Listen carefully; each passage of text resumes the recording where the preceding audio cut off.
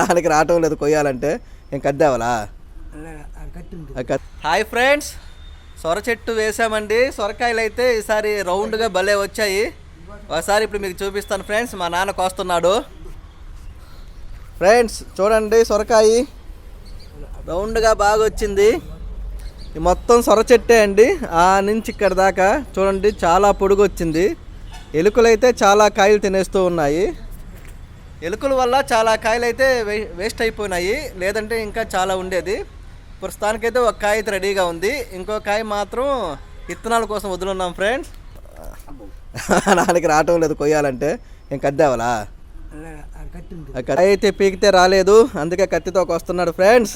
చూడండి, కాయ అస్సలు రావటంలా. ఎంత కాయ అయితే తెగింది మొత్తానికి. ఏదో నాన్నకాయ. ఓకే ఫ్రెండ్స్, కాయ అయితే వచ్చింది. చేసుకుంటే హల్వా చేసుకోవాలా, లేదంటే బజ్జీ చేసుకుంటాం. మా వీడియో నచ్చితే లైక్ చేయండి, షేర్ చేయండి, సబ్స్క్రైబ్ చేయండి. బాయ్.